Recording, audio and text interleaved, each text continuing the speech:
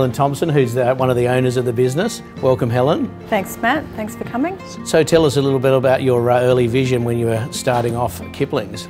Early vision was really, we felt there was a need in the area. Yes. There was something missing, and we felt that maybe other people might feel the same. Yes. So we wanted to create a place where people could come and feel relaxed and welcome, have a drink, bite to eat, and not have to travel into the city, essentially. And obviously some of the residents in the area would remember this as the local garage and mechanic workshop for many years. Do you remember what year that started in? I don't have the exact date, but we put it back to the 30s, okay. Perhaps the 40s, and we did have, when we first opened, we had some patrons who remember the garage, and one gentleman, he was in his late 80s. He used to work as a child in the garage, and he would come here every evening for one beer and then go home, and he did that for about 6 to 8 months. Fantastic, isn't that exciting? It was That's really wonderful. Lovely, yeah. So the name Kipling's, where did the name Kipling's come from? Got two arms to the story. One is that my aunt, who lives in Switzerland, had a very beautiful dog called Kipling. Yes. And the second part of the story is my husband Chris, when he was travelling in Malaysia, was in a bus crash, and at the time when the bus rolled down the hill, he was reading Rudyard Kipling's A Jungle Book. Wow. And he'd put the book into his mouth, and then the bus went off the mountain, rolled down the mountain, and he went through the bus with the book in his mouth. We still have the book with the teeth marks in it. So for him and for us, I guess it's a little bit of a lucky charm.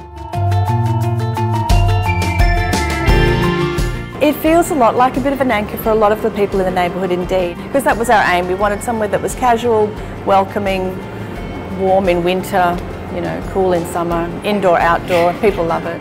So obviously we're open here for breakfast, lunch and dinner, and we do a lot of events, scheduled events here as well. We do scheduled wine events almost monthly. Yes. Obviously Mother's Day, Father's Day, Melbourne Cup, huge events on the calendar, but every month we do a wine dinner with well-known wineries. Next week, in fact, is Pegasus Bay. Yes. And the following month is John Duval. And then we go into Melbourne Cup. Right. And Christmas, of course. Lost track of the forest through the trees, forgot what I was chasing. Spent so many nights living out at sea that my heart is gone vacant. So we've got the Balter beer here, Gold Coast beer, backed by McFanning. Correct, so he's one of the owners of the company. He's considered the best beer in Australia by popular choice.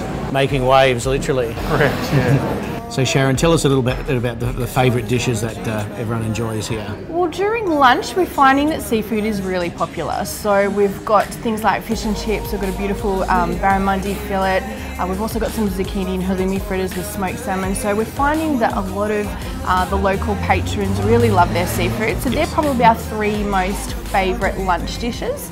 In the evening we do a lot of the street food, so the share plates that go in the centre of the table, and that's just you know, real simple things like duck pancakes and zucchini flowers, or some salt and pepper calamari. They've been around since day one, and you know, we try and change things on the menu.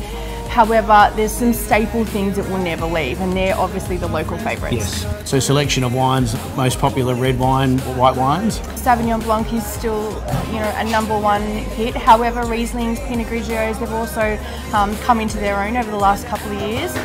Rosé, leading into the spring, summer, you know, fun festival season, is definitely a big hit. And Shiraz is also, you know, #1 selling type of wine for the red wines. Okay, interesting. So not only do we do the wine dinners, but we also do a champagne night, a gin night, so things like that. So we try and cater for both the ladies and also the gents. Okay, great. With all of our functions and events. But yeah, the Balter night was a popular one for sure.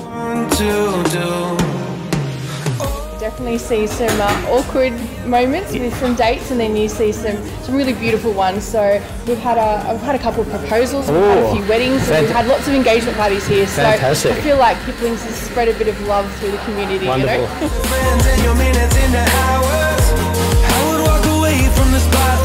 know?